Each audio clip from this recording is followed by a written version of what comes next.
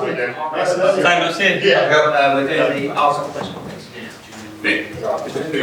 Yeah, great stuff. Too great.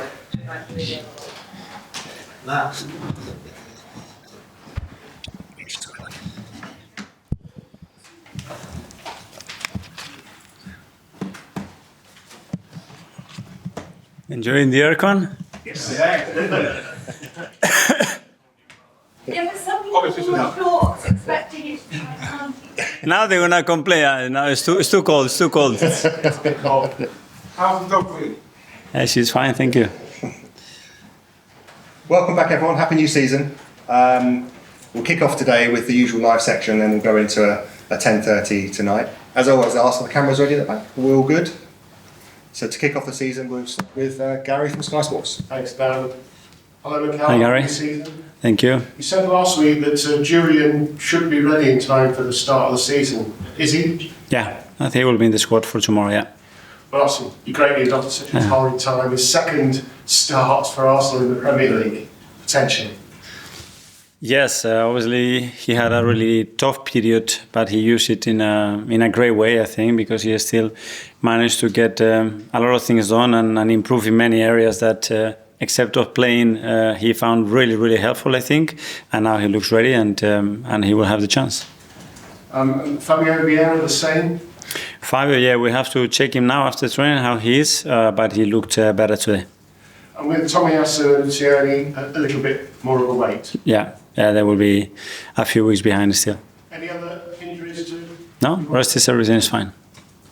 Eric Ten Hag and other managers I've spoken to this week, because of the summer and all the finals and tournaments that have gone on, are saying that actually probably not ready for the start of the season yet as a team.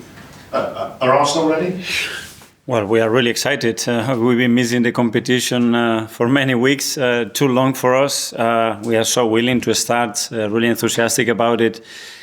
We had a really, I think, challenging pre-season, but we have managed to adapt, and it was a great challenge, I think, for everybody to adapt different groups, different stages, playing different conditions, and we took it as an opportunity and a good challenge, and the team looked really sharp and really at it and desperate to play.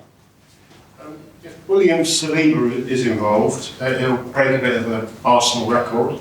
He'll become the fastest Arsenal player ever, if you win, to be involved in 50 three-point balls. So if you win another record, the more records you can get, particularly for players like that, the better. Yeah, let's earn the right to beat a very good Wolves side, and hopefully we can achieve another one. Because it took you 77 games to be involved in 50 three-point balls. So come on, if you can. Yeah, that's why they are much better than we used to be. I've checked my pockets, I've got my keys, I've got my wallet, I've got my phone. There's been reports of you trying to get the best out of your players, again with your innovations in the summer. How important is it that you keep the players on their toes at all times? Well, this is the demands that we put internally, that they have to be much higher than anybody can ever think of putting us in any position that we feel the pressure, and that's the level that we have to hit every single day here. And if we do that, obviously our level will increase and everybody will be benefited to that. Transfer window question. Yeah. Does Mikel like Mikel? Sorry? Does Mikel Yes. like Mikel? If I like myself, you mean? Merino. You know that I cannot talk about any other player. But that area of the pitch, if you could find somebody that could come and help, because you've got a busy schedule, potentially 60 games or more, a lot of midfielders, but quality is always something you're looking for if you could find the right player in that area. After the season, we had two objectives. The main one and the most important one is make sure that we're still very, very much in love with our players and find ways to improve them, because that's the main thing. And then, okay, if there are certain opportunities in the market to improve the squad, certainly we have to look at that, and that's what we've been trying to do. And finally from me, in terms of about 7 squad players out already, either loan or permanent, any more before the end of the... Well, the market is open, things can happen, and that's always a possibility. Thank you. Thank you.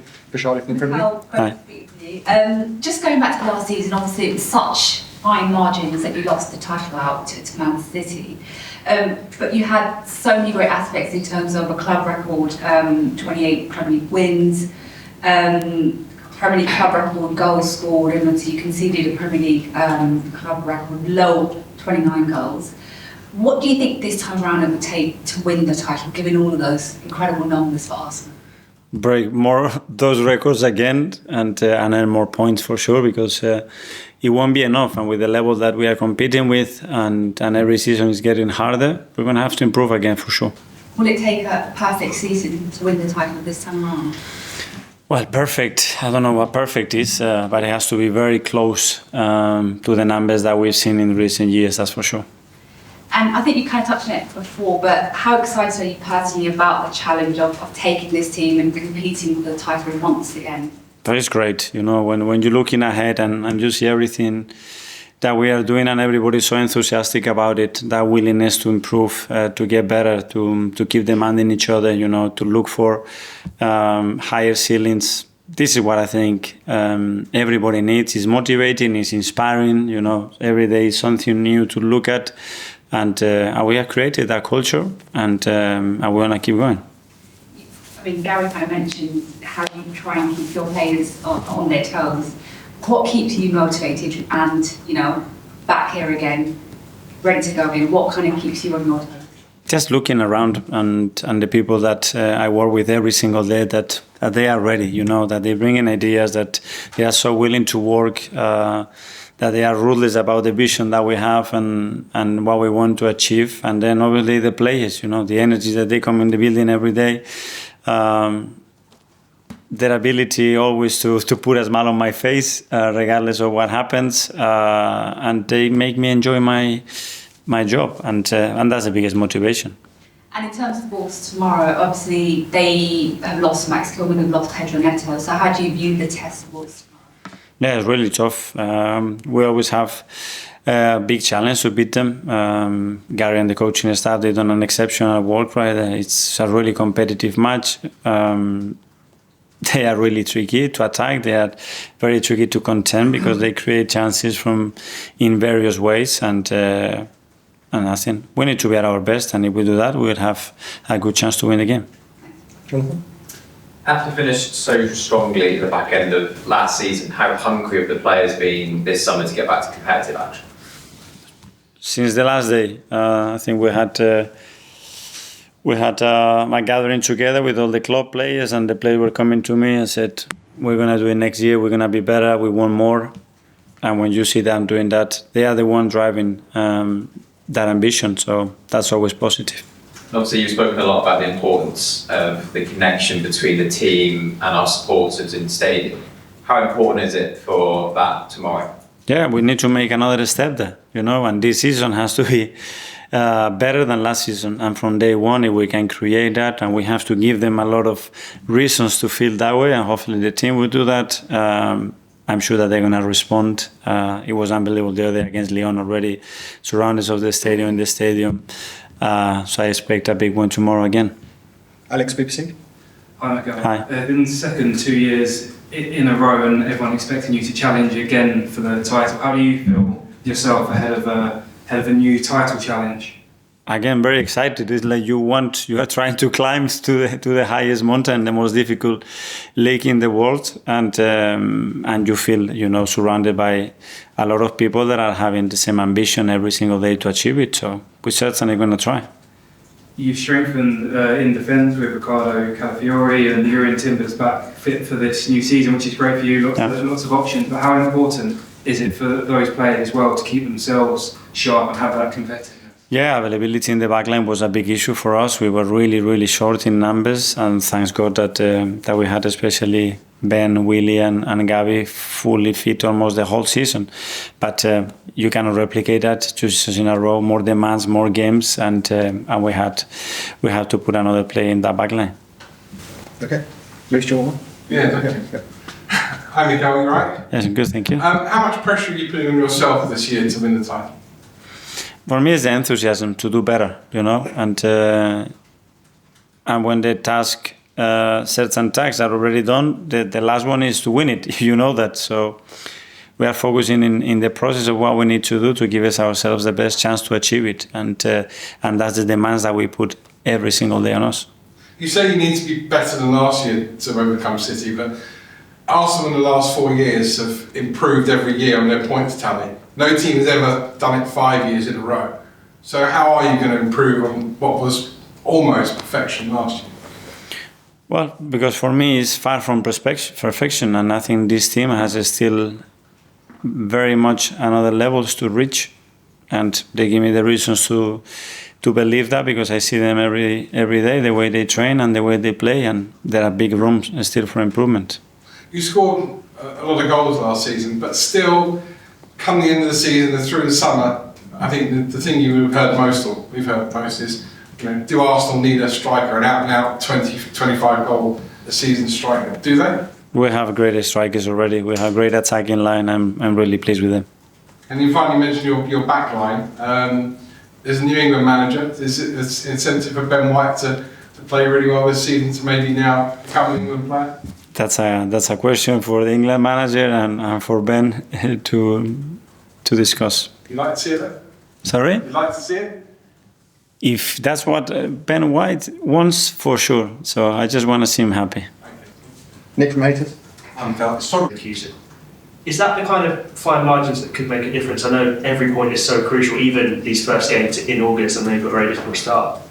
Is getting the edge over Man City even more, is that the motivation behind that? I think we all have different plans throughout the season. When we give days off, the kind of training session that we do, we believe it was the right thing to do. It was something that we share with the players to try to find the right schedule for all of them, and we agreed that in that particular schedule with Dortmund it was like this. With Willy it was a bit different to the rest, because as well the amount of games that they played, so we're happy. Jordan, Athletic. Mikel, Hi. some people look at the squad and think Calafiore is maybe the only new addition, but is that sort of missing the development of Ethan and Miles? Have they made that jump from young players we've had throughout the squad to proper players that you'd be willing to put in a Premier League platform now? Yes, for sure, and as well obviously Jurian, that we lost Jurian last year for 11 months, so that's another one. And Miles has played a lot of minutes, Ethan as well, Aiden as well. In pre-season has given us a big platform for them to understand how good they are and the options that we have in the squad right now, and they're certainly going to be training with us. Have you noticed a change in the way they hold themselves amongst the group, and maybe that drive to overtake the senior player in front of them? What I loved the most, it was their attitude, their personalities, that how much they want it, the way they were competing in training. We throw them in very difficult contexts and they responded, and it was a great test to see where they are, and I think we are in a really good place.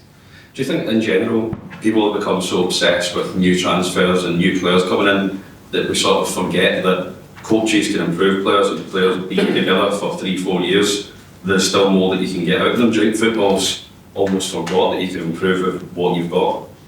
Well, I already said at the beginning that the main focus that we had as a coaching staff, is to improve our players and find margins in everything that we do to give them the best possibility to find a level that probably they haven't even dreamed about, and that's what we have to do. And then if we have to add something because we don't have it in our team or in the academy, then obviously we have to recruit it. Simon from Standard. Mikel, you touched on there that you had a sort of gathering. Was that just after the season, before everyone went away? Did you just have a sort of meal together? Yeah. Were you sort of, the reaction you had there when we saw the players on the pitch, was quite emotional? Yeah. Did it sort of surprise you that, I don't know how soon after the meal was, that the Sunday they turned quickly to next season? Yeah, it was the same evening, and everybody was talking about the same thing, and that we're not going to stop here, that we want much more. We know the things that we can do still better, and how the players can still evolve, how we have evolved as a club is huge as well. How we feel playing our stadium, it's another one. So those margins are huge, and we have to really, really, really use them. It feels so often with this group that when they've had sort of setbacks and they're missing the Champions League, they go on, that they've used pain as a really good motivational tool. Have you sensed that this summer, that the sort of pain they felt on that game? Yeah, whether it's pain, whether there are experiences, whether there are moments where you have to really as well accept that somebody else has been better. This is the sport, and you want to get to where they are at the moment, and that's as well really inspiring. Okay, last copy in the live section, Raith. Hi. Across the summer, wherever you've gone, you've been met with tremendous support. In terms of the sport for next season, how important is that to you, and what would be your message to the fans? Yeah, it was great. We went to the US and again, full stadiums, huge support. So that tells you, what these players have been able to transmit to our supporters. And again, what we had the last 2 games at home against Bayern and Lyon, it was amazing. So I expect, again, another level again, and I think we can reach it. And if we do, that's going to be a huge boost for the team. Aaron? Hi, Mikel. You reflected on a challenging pre-season. You had Bayer Leverkusen, the champions of Germany, obviously Lyon are a good side. Does that give you confidence? It's no secret, it's a tough few games, Man City, Spurs. Does it give you confidence for the big games coming ahead? Yeah, we now just have to go game by game. Obviously, we're not going to compete in really for points in the most difficult league, and we have to prove that we are better than last year, and we have to start tomorrow. Okay, we're now going to 10:30 tonight.